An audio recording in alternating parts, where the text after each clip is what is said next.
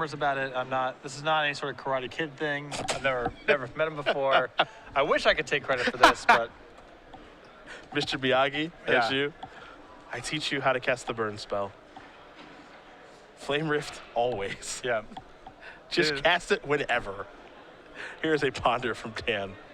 Or as I refer to it, 2 deal 8. Yeah, yeah. The best deal in Magic. 2 mana, deal 8. How can you beat that rate? It's really tough, actually. It's really tough. Dan gonna go pondering here. Makes you wonder if he knows what he's up against. Well, if this is the same player that beat Matt Costa It last is. round, Matt and Dan are good friends, and they're talking in between rounds, so I'm sure Dan knows what he's up against.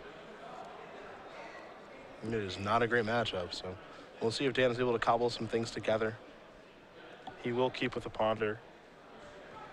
There's a Gataxian Probe, so if he didn't know, now he does. Got Lotus Petal, City of Traders, Grindstone, Red Elemental Blast, and Ancient Tomb.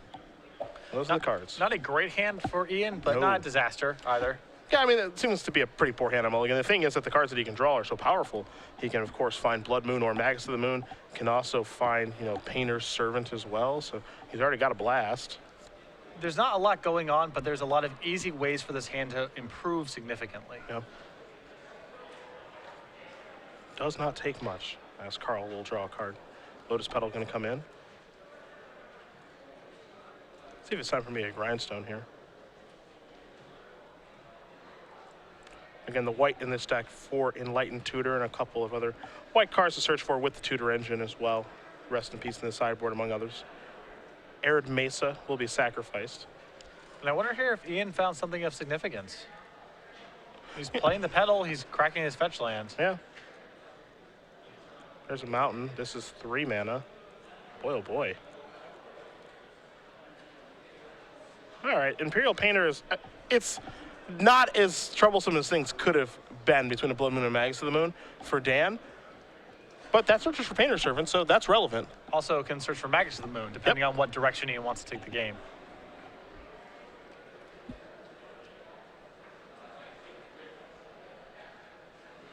So let's see if Dan allows us to resolve. Looks like he's probably looking at a Force of Will here. Of course, the question is, do you Force of Will this, or do you Force of Will comes after it?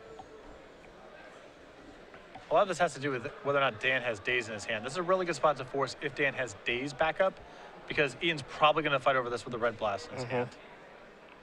He will sacrifice the pedal, and there is the blast. You saw Jordan cast Force of Will, removing Delver of Secrets. So that's going to be good to go.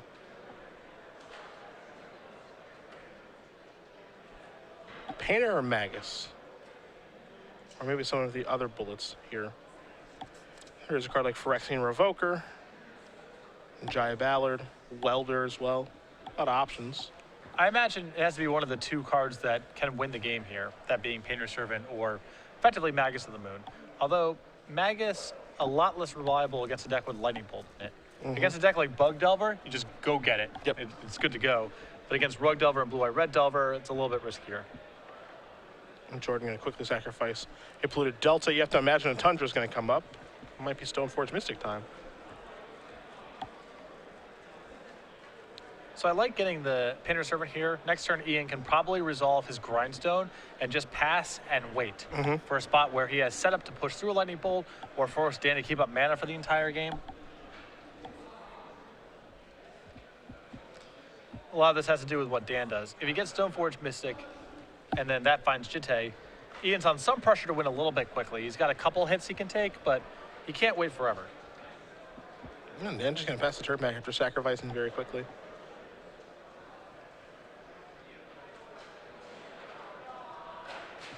So Ian drew his card for the turn, and I agree with you. Depending on what Ian draws for the turn, I could just very simply see a Grindstone pass the turn back with mana available. There's a City of Traders. Yeah, again, no rush. As long as Dan's not pressuring Ian, Ian can wait to sculpt a better hand. Get in there, Imperial And Recruiter. in the meantime, get in some licks. Yes. Show him who you are. Will it be Painter? Will it be Grindstone? Will it be something else? It is a Painter.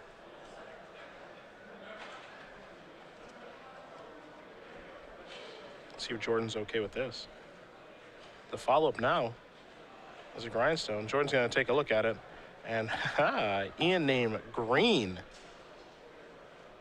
with the Painter Servant. Interesting. Well, one thing it does is it shuts off Force of Will, removing a blue card. Aha. And if Painter Servant names blue, everything's blue.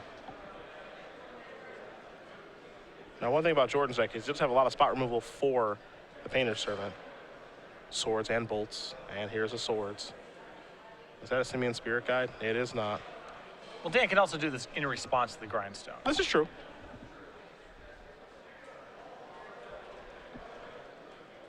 So, Ian with just one card in hand.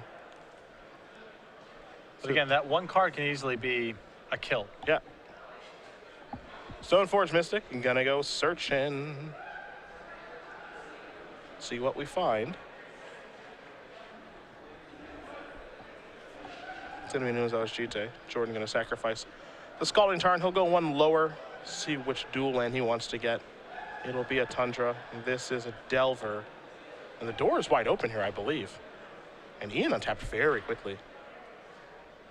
Oh boy. Oh boy. Wah wah. Dan, you better have, nope. Better have Force of Will, my friend. Even Daze at least gives him a reprieve. Yeah, something. Yeah, he has none of the above.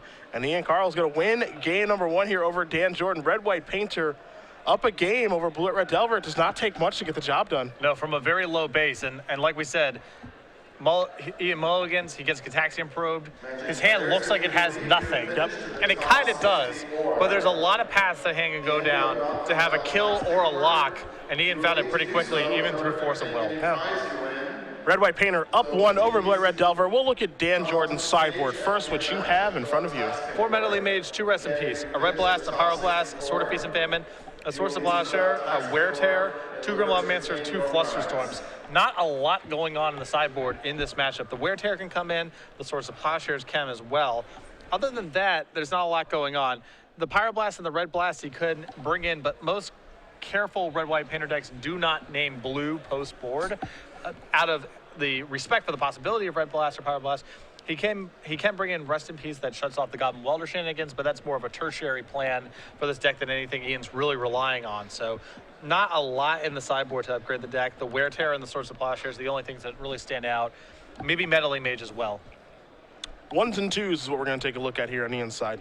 He's got 1 Rest in Peace and Ensnaring Bridge, a Ratchet Bomb, 2 Tormod's Crypts, a Pirate Spellbomb, and Aethersworn Canonist, a Thorn of Amethyst, a Trinisphere, a Manic Vandal, a Koth of the Hammer, Red Elemental Blast, and 3 copies of Firebolt. Now, last round, when he played against Matt Costa playing Rug Delver, we saw Ian boarded at least 1 Firebolt, because it took down a Delver. Now, the interesting thing about Firebolt in that matchup is outside of killing Delver's secrets, it's not really all that great. Not going to kill him in Mongoose, obviously, and chances are it won't kill a Tarmogoyf. In this matchup, however, Firebolt looks to be very good, because not only will it kill Delver, it will kill Stoneforge, too. And if Dan sideboards into either Grimlomancer or Meddling Mage, answers those cards as well. So definitely well-suited for this matchup. I expect to see Firebolt come in. I expect to see Ratchet Bomb come in. You could make an argument for Ensnaring Bridge. He's got 2 in his main. Does he want a 3rd one? Maybe yes, maybe no. Rest in Peace is good against some Delver decks, Bug and Rug, but not this one. No, it does not rely on its graveyard whatsoever. So is this an Enlightened Tutor build, or are we just keeping it real with this? We got an Enlightened Tutor build. There are 2. Okay, all right. Yeah. Sure. Are we keeping it real with There's all these one-ups? there's a lot of one-ups over here. I just want to confirm. Yep. The Trinisphere feels like a little bit slow to me, more for combo matchups. I mean, if you can get a Trinisphere and play against Blue-Red or Delver, it's quite good, but it does feel a touch slow.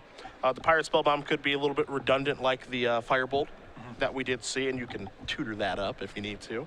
You know, there's a lot of options here for Ian, so we'll see how he wants to sideboard, but more importantly, you know, these things that he can bring in, they're minor is in regards to, in the grand scheme of things, what he needs in the matchup, which is Blood Moon, Magus of the Moon, or the combo, which he put together in game 1. It still feels like a significant upgrade to me because Ian can spend all the time sculpting up the perfect hand or making sure he has overlap on pieces or can go off over the top of certain things as long as he's not under pressure.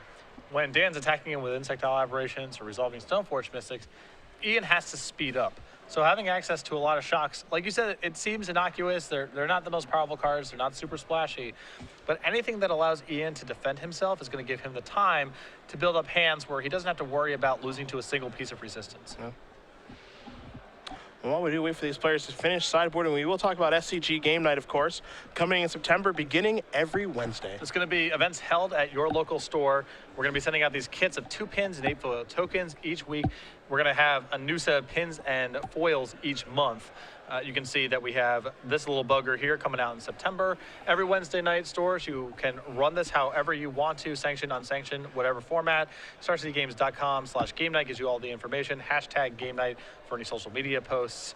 And again, make sure that you register if you're a store, if you're a player, bug your store owner about this. We want to make sure as we have as many stores as possible online come September when this gets up and running.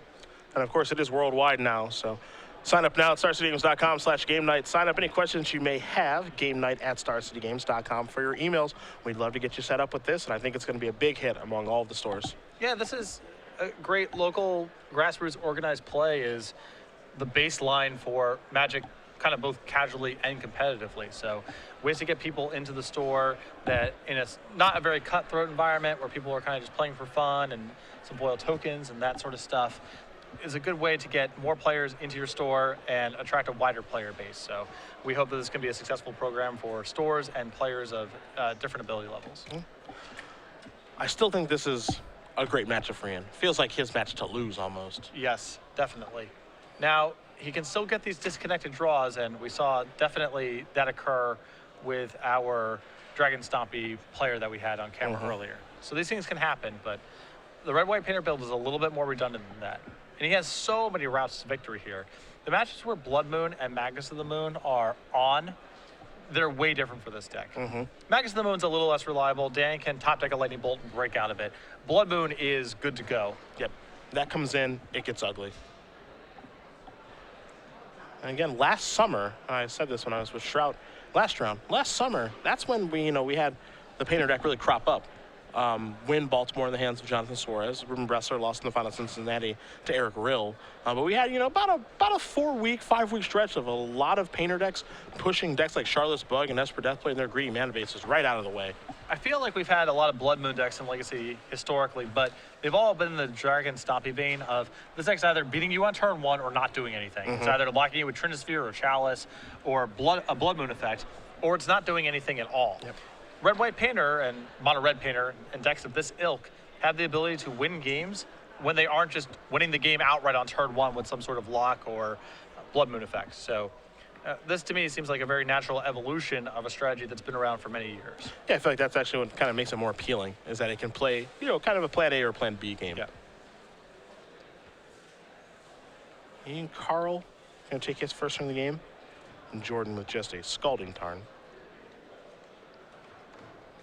Just play him out and pass the turn back. The tough thing here for Dan is that, the tempo draws that Delver can present are not very good against Ian's deck. Yes, especially post-board when he has so many Firebolts and Pyrite Spellbombs to fend off the early pressure. Yeah. Things we thought we would be saying today. Yeah. Firebolt and Pyrite Spellbombs. I'm surprised the game goes long enough where flashbacking Firebolt comes up. But I suppose it does. I imagine it can. I mean, you're also a deck that does have Ancient Tomb Insidia Trader, so yeah, no, it's not too tough. It's rather adorable. It's just compelling to me that in an incredibly powerful format like Legacy, that 5 mana to flashback a shock is a thing that comes up in games. Yeah, I think that's one could argue that's the best part. We're gonna go for our first moon effect. Oh yeah. Try to moon you. You better have a counter spell. Looks like Jordan has a daze. But there are Simian Spirit Guides. They are looming. Jordan gonna float a mana and now cast daze. Does Ian have a Simian Spirit Guide? He does. I'll pay 1. Does Jordan have a Spell Pierce? Okay. I'd be surprised if there were 2 more Simian Spirit Guides. That just means it's not Dan's match to win. That's all that means. Dan has passed the first test. Yep. Now there's a lot more tests to come. Oh, yeah. But he's at least survived the first one. Gonna waste on the City of Traders. Replay his Thunder, pass the turn back. Ian went for broke. Didn't hit, but that's okay. It was a good spot. Yeah. He might win the game there outright. He has protection against daze at least. The thing is if it doesn't work, it's just like, okay, we just get to keep playing Magic, and if it does work, Dan loses the game. Yeah. Ian does not need that to resolve to be able to win. Yeah.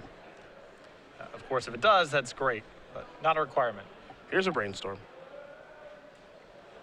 Ian actually looking at a Blast effect here. I think he's considering this. I don't hate this. I don't either. Yeah. Brainstorm is quite good. Dan's got nothing going on, you know?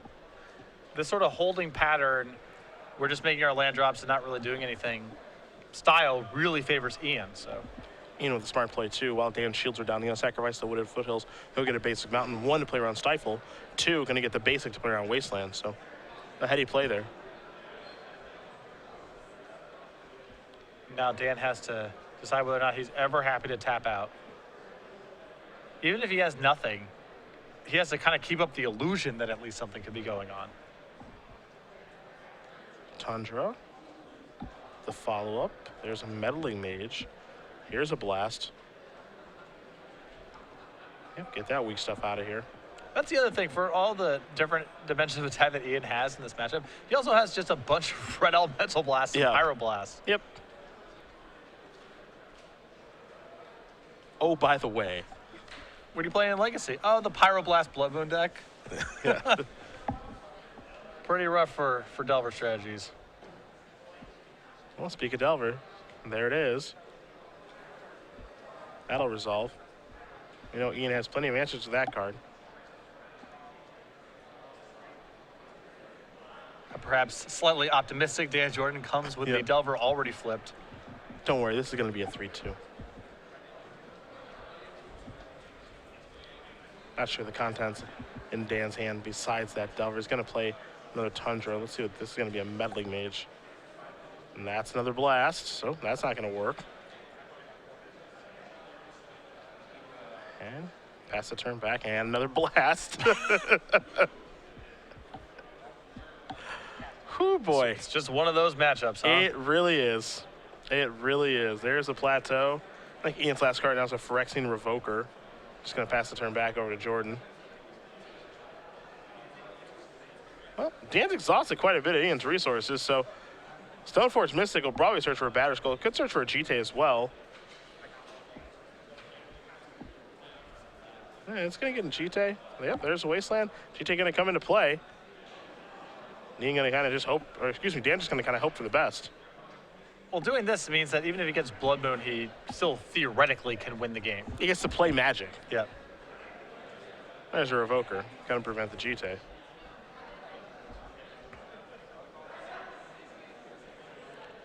Jordan basically out of cards at this point. Carle was just 1. And GT was the name there with the Revoker. That bad boy's back at M15. Yeah. I'm excited.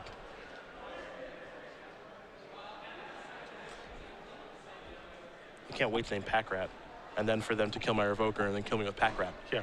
That's going to be... They'll shrivel and the other Revoker. Yeah. I cannot wait. There's Blue to Delta. Pass the turn back. If you want to be a mono black devotion, a creature with a text box is probably not the way to do it. Probably not a great start. Mr. Welder. What we got going on in that graveyard? Probably nothing. Just, 17 blasts. That's it. Welder's good to go. I mean, Dan's out of cards. Can't really do anything about it anyway. Dan is hoping to draw Batter Skull. Ponder's not bad. I think he would also settle for Source of Plowshares. Looks like that's what he found.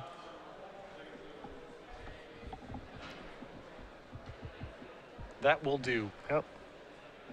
In case you want to where Ponder is, pretty powerful. There's the swords. Get that Revoker out of the way. Ian does get to gain some life. That's very nice. Yeah. Very considerate of Dan. Fair card. In comes the Stoneforge with the GT. 2 charge counters coming. Can work away with that Welder when he deems fit. And Ian drew this 1 turn too late, oddly enough. There's Blood Moon. So now here's the big question. Can he beat what's on the table? Because Dan's spells, well, there will be no more of them. Well, the question is, what does Ian have to get out from underneath this Jitte? Yep. The big one is Manic Vandal. That is huge. That is huge. I don't know if he's brought in Ratchet Bomb. That would be very good right now.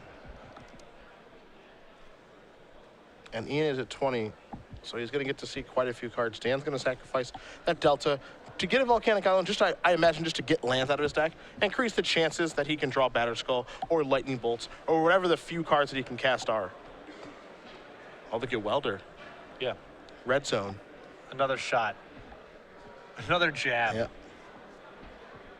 And here comes Dan now. See if he's going to pump this bad boy or not. Looks like the answer is no. Up to 4 we go. I would want to maintain maximum flexibility, you know? No reason to pump just yet. And you may want to use that to kill a Painter Servant, or who knows what else could be in Ian's deck. Here comes the Welder. Ian, Simian Spirit Guide. Nice. Yep. In the house. There we come again. And he says, I want to make sure I know exactly what this does. It does have a lot of text in it, and the text is quite relevant on Musawa Chite. It's tough to say which play is better here, because playing Simian Spirit Guide is interesting, I believe. But what Ian could actually do is if he draws Imperial Recruiter, he gets to go right away. Yeah, he gets to do it right away instead of kind of, the breakup here. Oh, beatdowns. I like it. Oh, beatdowns. Just going to pass the turn back. Jordan.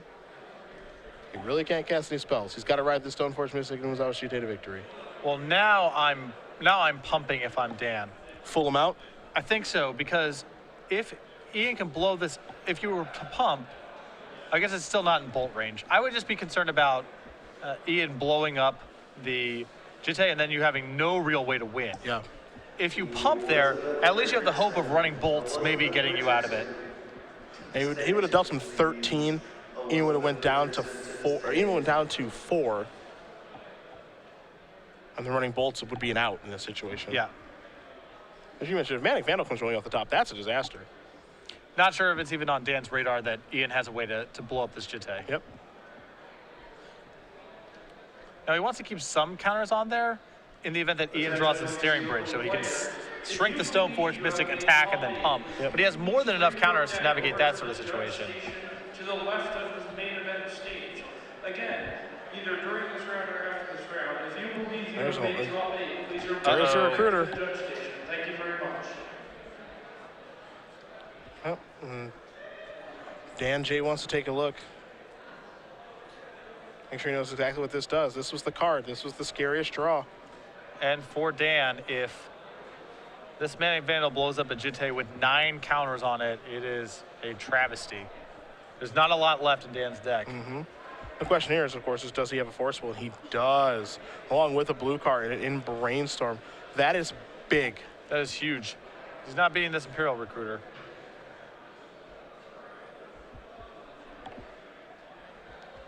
Does Ian have a blast? I mean, this seems like a no doubt about it blast back. What else is going to happen with this card?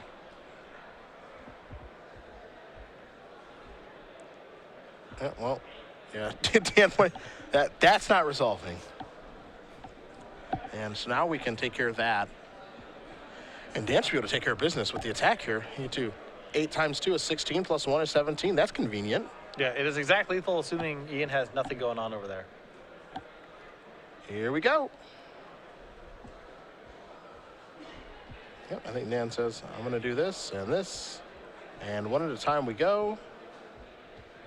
3, it's like a time bomb. 2, 1. All right, 17, okay. Yep, that's going to do it. Dan Jordan going to win game number 2 over Ian Carle. We're headed to a 3rd game between these 2 players. Now, I like the Fire Bolts. The Pyrite Spell Bomb is cool. If I was playing against Delver with Stoneforge Mystic and Jite and all that kind of stuff, I want to have some sudden shocks in my sideboard. Oh, come on. Come on. I want to get some sudden shocks. You want to do it with a little flash? Yeah. A little spice? You know what? I'm behind it now. Yeah. It wasn't a tough sell. Sudden shock is, boy, the stories. Oh, yeah. Oh, the stories. It's the only card that ever it made it so it was impossible for me not to slow roll people. It was so funny Yeah. and such a lock that there was no way to help it. Yep. The best is when someone loses to a will bender with that. That's one of my favorites. But by and large, yeah, the sudden shock slow roll. I also like that it's sudden shock slow roll. Yeah. Just like something very fast doing it very slow. Well, one of the two parties, being me, is the operative party. I'm doing something very slowly. Yep. But when the sudden shock is finally deployed, it is very fast. Yes, it is. I feel like everyone wanted to take the sudden shock challenge, but no one had the heart. What's the sudden shock challenge? Just wait until the longest amount of time possible. I did have a match at a Grand Prix where my opponent Vendilion clicked me, saw some sudden shocks, game's going on, et cetera, et cetera. He doesn't take either of the sudden shocks, so they're just there the whole game. Okay. Gets down to 4, and I pass with the 2 sudden shocks and 4 mana. Okay. And he looks at me, looks down at his life pad, looks up at me, down back into his notes, back and forth, trying to figure out if they're still there and if what's going on is really happening. And he eventually just concedes before receiving priority. You are a monster. Nothing was said. You are a monster. No words exchanged between myself and my opponent, but he did eventually figure out what was happening and just quietly packed it in. I enjoy the awkward eye contact. Oh yeah, no, because he has to be sure, because am I just conceding when the game's still going on? Yep. Or is this person trying to slow roll me with 2 sudden shocks? And do I not give him the satisfaction of being able to slow roll me for however many turns? Yeah.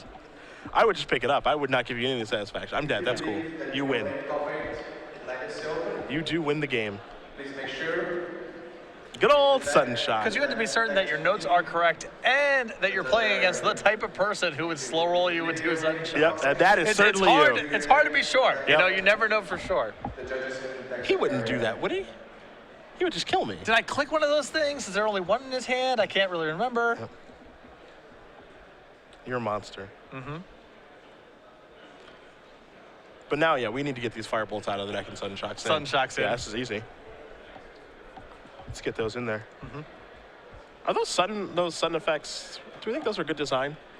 I think that it's really rough when you have a block full of them, because it really warps the way that you have to play games in this non-intuitive way. That said, if you were playing just random games of pickup Magic, and one game out of 1,000 someone played a random split-second card, I think it would actually be kind of fun and enjoyable if it came up. But I think as a block-wide mechanic, it's pretty rough. Because you regularly have the experience of, oh, I just died to Stonewood Invocation, I had a kill spell in my hand, and I'm just not, I've been trained to play Magic one way for 15 years, and now this is happening. Oh, man, that card was awesome. That card was so awesome. But split second, unexpected, in really small doses is a ton of fun. So that's where I stand on it. Word of Seizing. Yeah. There were some nice split second cards. There really were. I know that Sam Black was a big fan of sudden spoiling in his Elves deck. The fact that it appeared in the same block with morphs with triggers is not ideal. Yeah. You can't respond to these things except this weird class of cards that you have to know a really specific rule of that appear at common. That was quietly, 8 years ago. Yeah, it's hard to even believe. Yeah. And going to start off here with an Arid Mesa. We'll see what land he wants to search up. I imagine it's a mountain, and again, playing around Stifle, which is exactly what he does. And the Arid Mesa doesn't want him to join. Okay, it's going to stay. Looks like he wanted to leave for a minute. You're always breathing a sigh of relief when you're playing a deck like Blue Rider Delver on the draw against something like Painter, because their best hands, it doesn't even matter if you have Force of Will. The game could just be over. Yep. They can Blood Moon you with backup on turn 1. It's one of those things. I don't care what you say your matchup is against Sneak and Show. There's going to be some draws you're just not beating. Yeah. Dan going to sacrifice his blue to Delta for a Tundra. And we'll see what his first turn is going to be.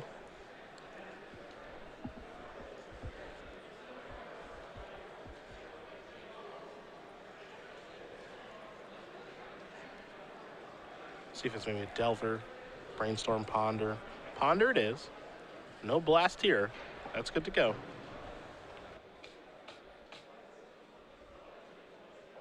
Interesting to see how Ian wants to blast certain things and not blast others, assuming that he even has one in his hand. Yeah, I mean, I liked his use of blast last game. Just super aggressive with it. I was a fan. Yeah. You don't want to give your opponent the opportunity to brainstorm any of that nonsense, so I was actually a big fan of that. Just didn't work out for him. Although early on in the game, when it's the end of the turn and they don't have a shuffler in play, it's a little bit different. Taxian Pro, let me see what you're working with. We got a blast, 2 blasts. Looks like an Imperial Recruiter ×2, a City of Traders, and an Arid Mesa. So I've seen better. This hand's not great. It does have a lot of protection for Ian. It's the type of hand where he can go Imperial Recruiter and go get Magus of the Moon, but as we established earlier, that's not the best route against Dan because he has Lightning Bolts in his deck.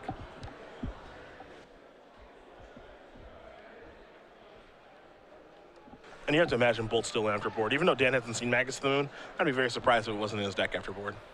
Between Magus of the Moon and Painter's Servant, I can't imagine ever cutting Lightning Bolt. Yeah. It would be a shock to the system. Jordan gonna draw a card here. Pass the turn back, does have a Daze at the ready. Carle, looks like you may have picked up a copy of Ensnaring Bridge. Another dimension of attack here. And a card that Dan does not have a lot of ways to answer in the event that it resolves. Here's an Arid Mesa, you ain't gonna sacrifice this right away. I imagine to get a mountain again to play around Stifle before passing the turn back, and that's exactly what it is. Well, see, there's some comfort here from Ian as far as how to play this matchup, what he's trying to accomplish. He's certainly in a good matchup. See if he can convert it into a win. Big implications for the entire top 8 here, as the winner is likely to be on the play. Yep. For the entire elimination rounds. It's a Stoneforge Mystic. It gets the thumbs up, so it does resolve. Umezawa Shite is the card that Dan's going to get, as it is castable underneath the Blood Moon, which I believe is very important.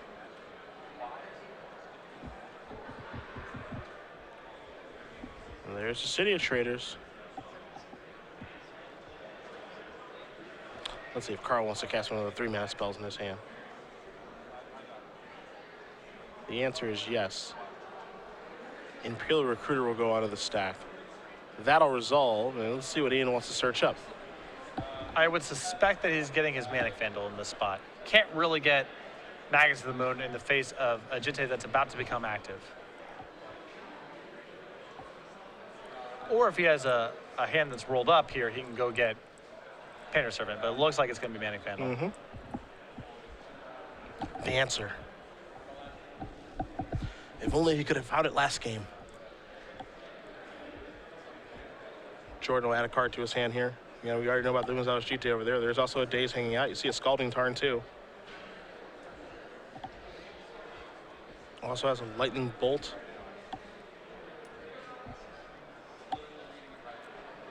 And this looks like it might be a Grim Lava Mancer. Lava Mancer is quite good in this matchup.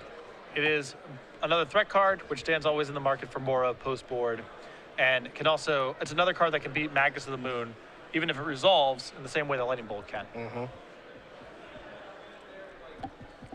There is the Grim. Jordan will pass the turn back. He's sitting pretty right now, all things being honest.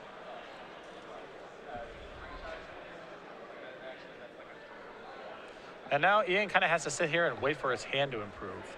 And Red-White Painter does get in the spot a fair bit. Yeah, and this is, you know, part of the things, one of the things I dislike about the deck. Now, of course, it can't be a perfect deck because it would just be the best deck, but, you know, you do get yourself in situations here where you are playing draw go against a deck that does have Brainstorm and Ponder and friends to be able to actually find the cards it's looking for. And Ian doesn't really have much manipulation outside of Sentry's Divining Top and a couple fetch lands. Yeah, not a lot of ways to shuffle the deck. Yeah. Ensnaring Bridge. You saw the Lotus Petal before that to try to play around Spell Pierce and or Daze. And remember, Dan, if Ian is able to get empty-handed, has only one way to break this card. He has a single Wear Tear in his sideboard.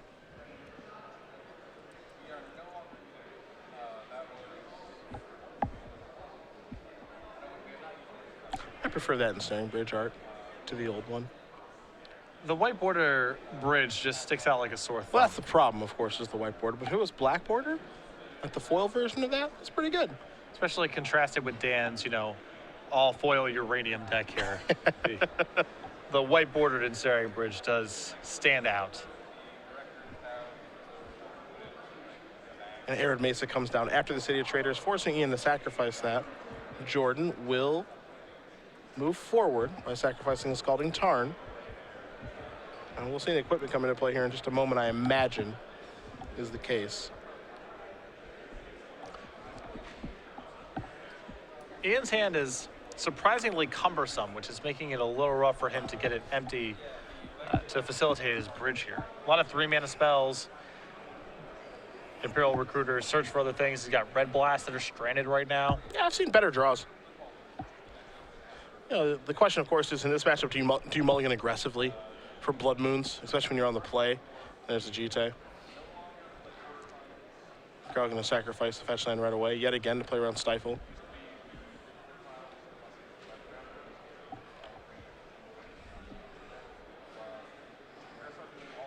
Time to suit it up. Maybe yes, maybe no. The answer is yes. Let's go, Stoneforge, shall we? See if Carle has any interest in blocking or if he can work his way out of this. Feels like it's probably worth taking the first shot.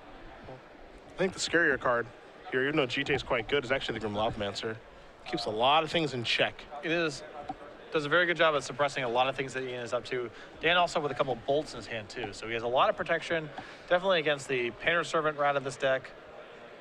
Magus of the Moon is not an issue. Yeah, that problem is very much solved. Looks like Dan's draw is lining up quite nicely for him here. And if Ian plays this Manic Vandal and it doesn't resolve, it's all sorts of trouble. Well, the Vandal is on the stack. Jordan with a Daze. Would you like to blow that pedal? Yes, you would. That's fine. Take care of the Jite. And that'll take care of the Vandal. Might be the best use of the Daze that Jordan can find. Getting to trade 1-for-1 is not bad there. I think part of the reason you saw him do that is to put to put cards in the graveyard. Just more fuel for the Lavamancer. And it's just a good spot. Yeah. Get to trade your days that maybe is getting worse in for a pedal in that spot when Ian's a little tied up on mana. Jordan gonna cast a Ponder now. 2 and 3. See if he likes what he finds. Looks at a Force of Will among other cards here.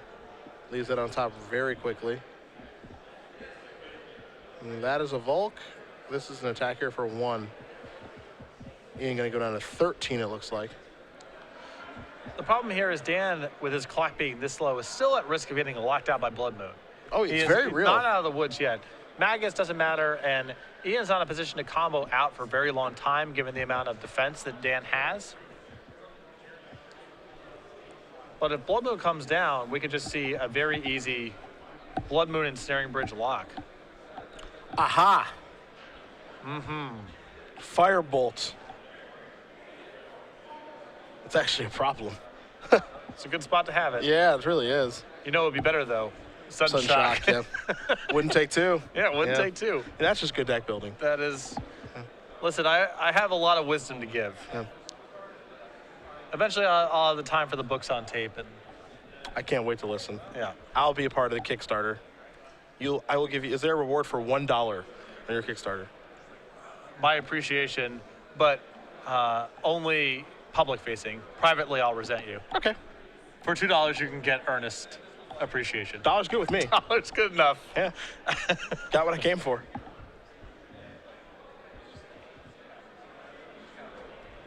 So Firebolt does take care of the Lavamancer. Ian is going to go down to 11.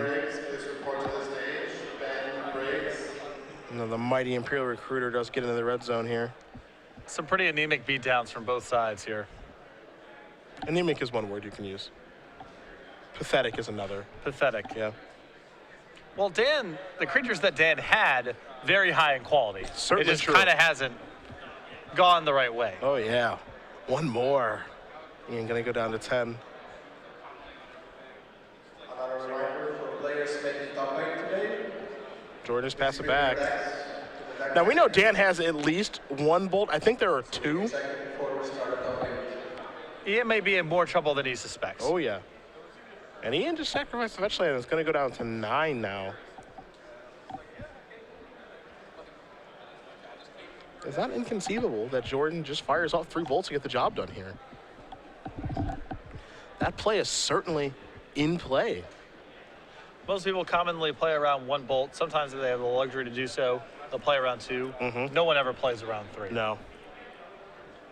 Nope. It's not a thing that happens. And that may allow Jordan to take him off guard. There's a recruiter. Here's a brainstorm from Dan. So 1, 2, and 3.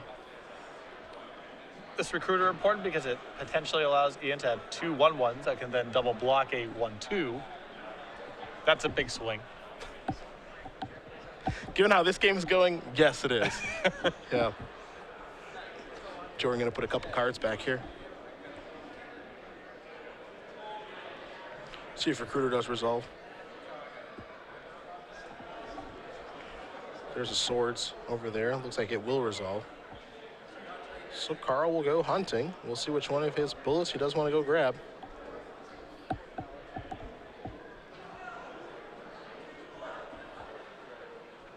Looks like he's moving a Painter Servant to the front. Yep. I choose this one. Uh-oh. Oh, boy. Someone might be in range. It's a pretty quick untap. Yep, there's a polluted Delta.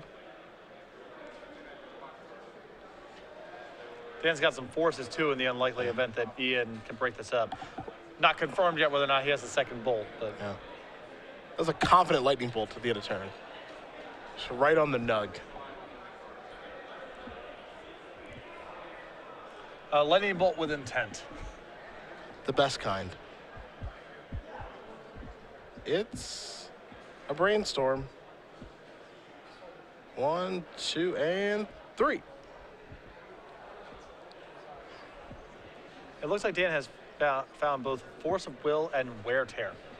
And 2 cards that give him even further protection. Yep. This game has just gone great for Dan. Really has.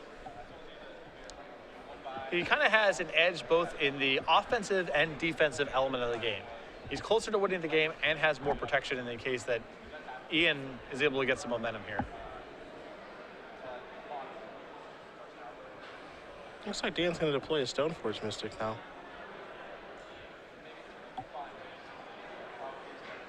And that's what he will do. See if he's got any equipment to search up or if it's just for me for a shuffle. All right, there's Batter Skull. So basically what this means is that Dan is putting a higher priority on Umezawa's Jitte in this matchup as he searched for that first this game and the previous game. Makes a lot of sense. He can break up some of what Ian does with an active Jitte, and Ian does have Ensnaring Bridge, which makes Batter Skull a lot worse. Carle draws his card. We'll see what he's able to do moving forward. And we know about the Painter Servant. That's the big one here. So here's this. Will Jordan fight over it? Does he even care? A lot of reactive cards that can handle this. The end of round 9. And he did name blue this time. No green this go around. But that just means that Ian has some blast in his hand. He's got some things he either wants to kill or counter.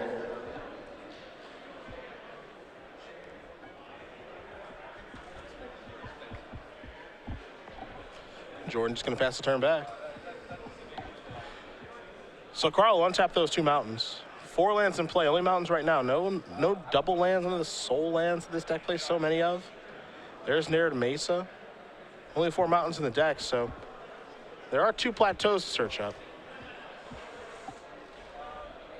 And now the flashback of Firebolt is online. Well, it's about time.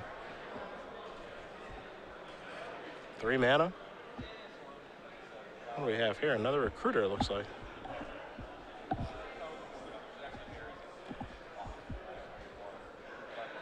That's going to result. Time to go digging. Is it Jaya Ballard time? Oh, boy. Looks like it might be Phyrexian Revoker. Dan wants how many cards over there? The answer is 3 for Ian. He'll be adding a 4th one here momentarily. There are some juicy targets. Jaya Ballard among them. The old Welder's not so bad. Dan will take a look at the graveyard here. Make sure he knows exactly what's going on. Now, I wonder if this Welder that Ian's getting is to try to set up a grindstone kill with some protection and insurance.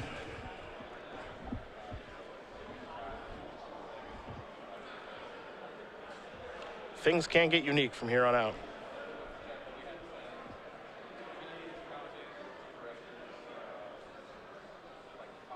And Ian wants to take a look at Dan's graveyard now. You know, all things considered, a pretty intense game 3. Yeah, and both players, you can tell, they are definitely showing a lot of respect for the other's ability to kill them out of nowhere here. That's the big one. And Ian, I'm not sure if he senses how close to death he is. The bolt from Dan would make very little sense if there was no second bolt. Ian goes down to 5 now. Dan trying to get 2 more points of damage through. Somehow, some way. He's got another bolt in his hand. Welder's in. Only one red, mana available for Carle. Force of Will will be cast, I believe, on the Welder. Yep, that's gone. Jordan gonna activate, put in Batterskull. Now that Batterskull currently not able to do anything because of the Ensnaring Bridge in play. Yep.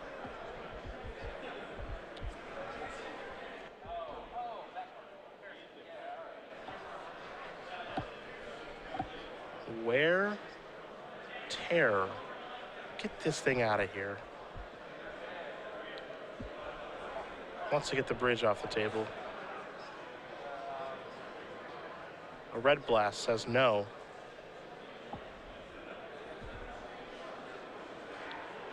We're gonna have a fight over this. Yeah, it looks like Dan's going to try to plow the Painter's Servant here. That's going to make the Pyroblast unable to counter the Wear Tear. Yep. It's a good play there by Dan. Now you get to get in the red zone. You could, yeah, get it. Oh boy. Everybody!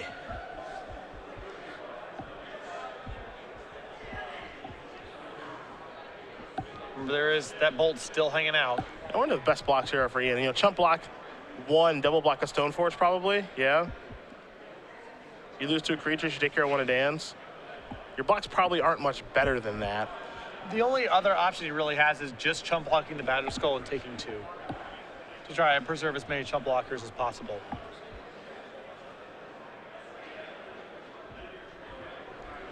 But this gets very ugly for Dan if Ian has another copy of Ensnaring Bridge. The Wear Tear is gone. Here's your Revoker. We will find out what this is naming in just a moment. But Dan's going to quickly untap here. Coming in, are we?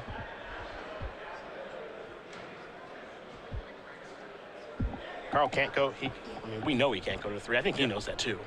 Again, the bolt from Dan several turns ago just has to throw off. I mean, your radar has to be going at that point. Why would this guy just bolt me down to 6? Yeah, for funsies. Stoneforge did come in. Here's, okay, a bridge. That's annoying. Stoneforge Mystic can keep beating down, but Batterskull cannot. And only for the time being. If Ian can get his hand empty, then Dan has to find a second bolt to be able to do anything. Or hope that Ian draws something he can't cast. Yep. And for one, yeah, Dan could get a little creative, play a Delver. Don't flip it. Don't check. That's an angle. Another Stoneforge Mystic. That's another angle. You can just hope that Ian can't get his hand empty. Yeah. And the Stone Forges are good to go. 1 mana. Grindstone. Pass the turn back. Carle. Over to Jordan. Jordan, not ready to attack just yet. Does play a Wasteland first. Here's an attack. Carle going to go down to 2. Pass the turn back. I like this play from Dan. No reason to bolt just yet. He's got to beat what's on the board. Yeah, just allow Ian to do things first. He has to keep his hand, he has to get his hand empty to survive next turn. Yep. And if he empties out his hand, then you bolt in response. But Yeah. don't play into some weird counter or something some random card from antiquities you don't know about. Just attack him and try to win the game this way. Ancient Tune comes down here for Carle. Jordan draws, attacks for 2. And that's an extension of the hand. Dan Jordan going to win this match over Ian Carle. Overcoming a very poor matchup is Jordan, able to make the elimination rounds. Moves on to 8-1, and very realistic chance that he is the #1 overall seed in our top 8. Ian never really had one of his busted openings. No. Dan was able to get into the first turn without the game being over, and his draws were very good. A lot of disruption, a lot of counters, some good pressure. Had the right mix of everything. Yeah.